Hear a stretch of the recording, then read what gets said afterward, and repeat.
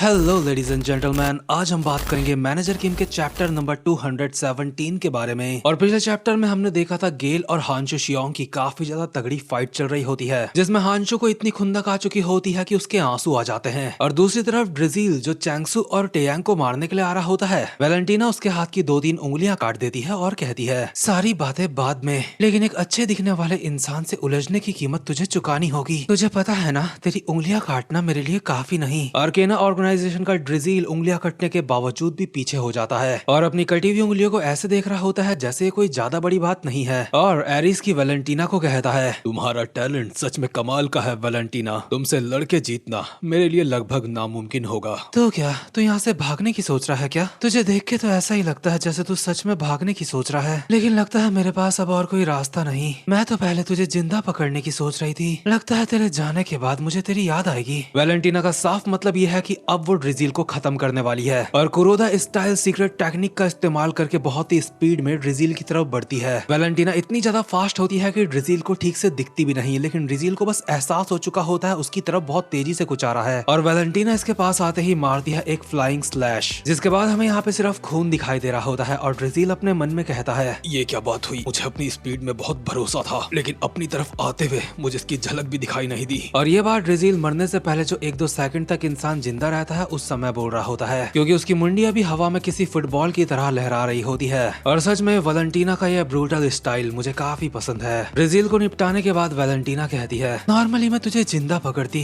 लेकिन मुझे ऐसा फील हो रहा था अगर मैं तुझे जिंदा पकड़ने की कोशिश करती तो तू भाग जाता, और अगर तू भागने ही वाला था तो तुझे मारना ही बेहतर था। तुझे इस बारे में क्या लगता है? और जो आर्केना का बॉस होता है, ना जाने कैसे उसे पता चल चुका होता है कि डी यानी कि ड्रिजील निपट चुका है और अपने मन में कहता है, एरिस उसे अकेले सिर्फ ताकत के साथ हराना लगभग नामुमकिन है। वेल, मुझे लगता है अब और कोई रास्ता नहीं है, हमें जो चाहिए था वो मिल चुका है, हमें अब चीजों को और ज्यादा आगे नहीं बढ़ाना चाहिए। इसलिए आर्केना का बॉस अरोरा अपने साथ के बंदों को कहता है, जैसा मैंने सोचा था बिल्कुल वैसा ही हुआ। दिस इज अल्फा, सबके सब पुल बैक करो, डी मारा जा चुका है, तुम जिस भी मिशन में हो उससे पीछे हट जाओ, मैं तुम्हें जल्दी ही बेस के कोऑर्डिनेट्स भेजता हूँ। ये बात आर्केना के सारे एजेंट्स ने सुन ली होती है, इसलिए गेल हांशो शियोंग को कहता है, हांशो शियोंग माफ करना, लेकिन हम लोग वापस जा रहे हैं, मुझे इंतजार रहेगा हमारी अगली फाइट का। लेकिन हांशो का मत्था सनक चुका होता है और कहता है, क्या अगली फाइट का?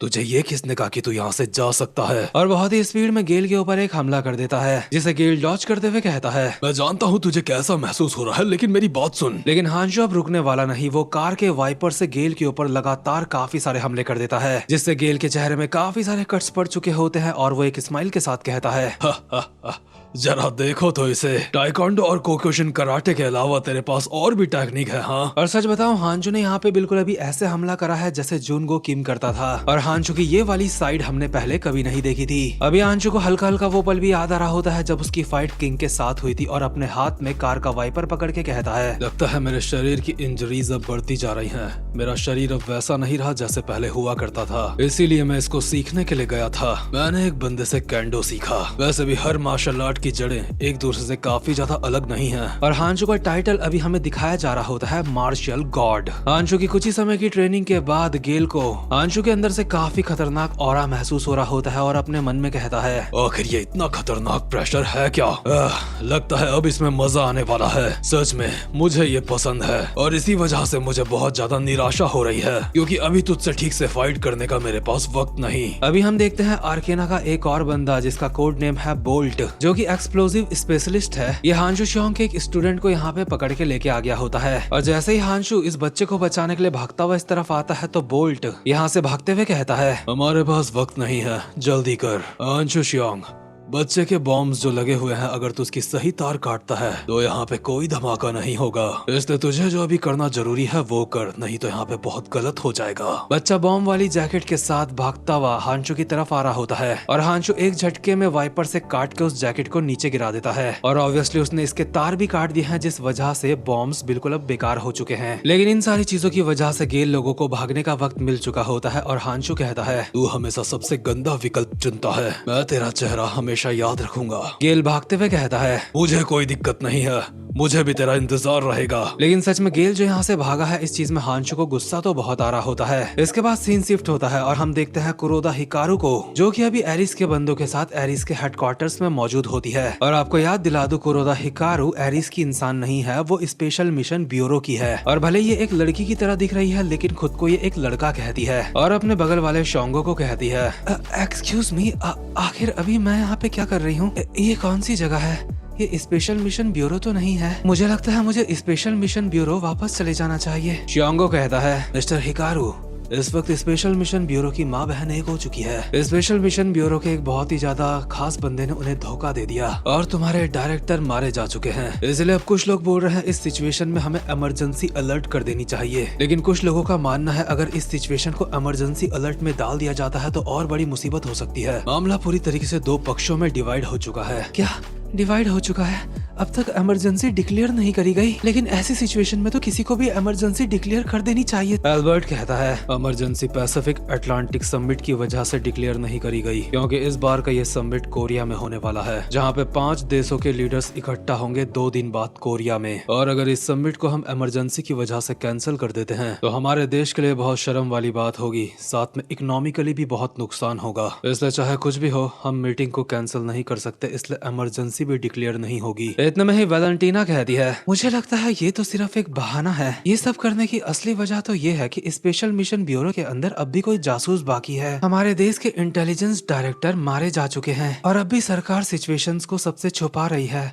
हमें ये भी नहीं पता कि हमारा असली दुश्मन कौन है, इसलिए मुझे चीजें कुछ ठीक नहीं लग रही। जरूर कोई और भी धोखेबाज है। इसके बाद डेसिक हिकारू को कहता है, इसीलिए मिस्टर हिकारू, हम आपको यहाँ पे लेके आए हैं। अभी आपके लिए वहाँ पे वापस जाना बहुत ज्यादा खतरनाक हो सकता है, इसलिए हमारे साथ रहना आपके लिए सबसे ज्यादा सुरक्षित है। एल्बर्ट कहता है, अभी हमें शाशा को भी बचाना है, इसलिए अभी हमें हर एक उस इंसान की जरूरत है जो हमारे काम आ सकता है। जरूर अभी शाशा भी यही सोच रही होगी की। लेकिन इतने में ही मैनेजर किम यहाँ पे 2 न्यू जनरेशन के बंदों को लेके आ जाते हैं, यानी कि जो दुश्मन के साथ के बंदे हैं। और जब मैनेजर किम बोलना शुरू करते हैं तो बाकी के सारे चुप हो जाते हैं। मैनेजर किम कहते हैं, अटेंशन, मैंने वो सारी जानकारी इकट्ठा कर ली है जो हमें हमारे दुश्मनों से मिली है। ठीक है लौंडे, रिपोर्ट देना स्टार्ट कर। और जो न्यू जनरेशन का बंदा है यानी कि दुश्मन चिल्ला के रिपोर्ट देना स्टार्ट करता है। जी सर, उस ऑर्गेनाइजेशन का नाम है आर्केना, एक ऐसा ग्रुप जिसके एजेंट्स के नाम का मतलब सीक्रेट होता है। हिकारू शोंगो से पूछती है कि ये जो बंदा है इसकी आंखें अजीब सी क्यों है बोलते हुए। शोंगो बताता है, मैनेजर किम जिसकी फिटनेस करते हैं स्टार्टिंग में उसकी आंखें ऐसी ही होती हैं। और बहंगी आंखों वाला बंदा अब भी इंफॉर्मेशन दे रहा होता है कि आर्केना के लोग मरने से भी पीछे नहीं हटते, उन्हें बस अपने मिशन को पूरा करना होता है किसी भी कीमत में। और आर्केना ऑर्गेनाइजेशन सबसे ज्यादा ऊपर रखती है इंफॉर्मेशन को, इंफॉर्मेशन से बड़ा उनके लिए और कुछ नहीं। और आर्केना ऑर्गेनाइजेशन की जो जानकारी है वो सिर्फ टॉप रैंक के बंदों को ही थोड़ी बहुत पता है। और क्योंकि इसकी खुद की रैंक बहुत ज्यादा नीचे थी आर्केना में, इसलिए इसको ज्यादा कुछ नहीं पता आर्केना के बारे में। मतलब ये आर्केना का ऐसे कोई छुटुर पुटुर सा बंदा है जो न्यू जनरेशन के साथ मिलकर काम कर रहा था। लेकिन साथ में ये भी बताता है कि आर्केना के जो मेन बंदे हैं वो सारे एजेंट्स हैं जो बहुत ज्यादा सक्षम है किसी भी काम को करने में और बहुत बड़े बड़े मिशंस को अंजाम दिया करते हैं। और उनकी सबसे बड़ी ताकत है इंफॉर्मेशन, इंटेलिजेंस। आर्केना वाले इंफॉर्मेशन को बहुत ही अच्छी तरीके से इस्तेमाल करते हैं। वो अपने इमोशंस बीच में नहीं आने देते अपने मिशन के। लेकिन क्योंकि आर्केना वाले बंदे हांशु शियोंग, अलेक्जेंडर, सोफिया और सैम डैक का कुछ कर नहीं पाए थे, इसलिए डेसिक कहता है, तुमने कहा आर्केना वाले इतने कमाल के हैं,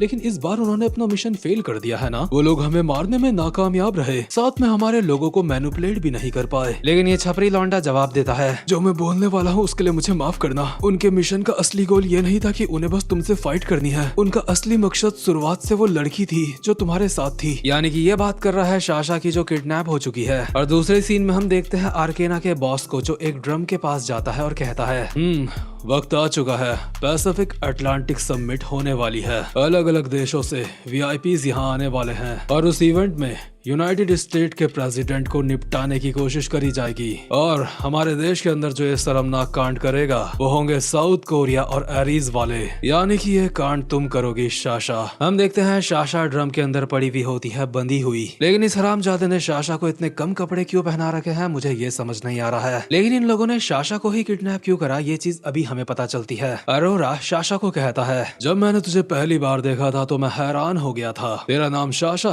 है ना? मैंने बिल्कुल बिल्कुल नहीं सोचा था कि तू मुझे यहाँ मिलेगी। तू मेरी ही तरह एक अमेरिकन है और साथ ही में पुराने यूएस प्रेसिडेंट की ग्रैंड डॉटर भी। तू अपनी फैमिली की सबसे छोटी बेटी है जो गायब हो गई थी। मैंने सच में बिल्कुल नहीं सोचा था कि तू मुझे ऐसी जगह मिलेगी। यहाँ तक कि अपने अजीब से अजीब सपने में भी मैंने ऐसा नहीं सोचा था। मुझे समझ नहीं आ रहा था कि तू जिंचॉल पार्क के ग्रुप के साथ क्या कर रही थी। और जब अरोरा को साशा के बारे में पता चला था तो उसने अपने सारे काम रोक के अपने लोगों को ऑर्डर दिया था कि अभी हमारा सबसे जरूरी काम है इस लड़की को पकड़ के लेके आओ, क्योंकि ये पुराने यूएस प्रेसिडेंट की खोई हुई ग्रैंड डॉटर है। लेकिन किसी को भी अब तक ये बात नहीं पता होती कि आखिर साशा भाग क्यों गई थी या फिर गायब क्यों थी। अब तक ये थी कहाँ। अरोरा साशा को कहता है, लगता है मैंने कुछ ज्यादा ही बोल दिया, लेकिन कोई भी काम करने के लिए हर किसी के पास अपनी अपनी वजहें होती हैं। लेकिन मैं तो सिर्फ यहाँ पे बस अपनी ही बातें करे जा रहा हूँ। लेकिन मुझे लगता है अब हमें अपना मिशन स्टार्ट कर देना चाहिए और इसका नाम होगा ईगल डाउन। तो ठीक है, मिशन को अंजाम देने का वक्त आ चुका है और अभी आपको आर्केना वालों का सीधा प्लान आपको बता देता हूँ। ये लोग साशा की हेल्प से यूएस प्रेसिडेंट को मारने की सोच रहे हैं जो मीटिंग में आने वाला है कोरिया। और इस चीज से न सिर्फ ये लोग कोरिया को हिलाने की सोच रहे हैं बल्कि पूरी दुनिया को हिलाने की सोच रहे हैं। मतलब यहाँ पे अब मैटर सिर्फ कंट्रीज का नहीं पूरे वर्ल्ड का हो चुका है। खैर गाइस, चीजें हर बार की तरह दिलचस्प भी होती जा रही हैं और उम्मीद करता हूँ कि आपको आज की वीडियो भी अच्छी लगी हो।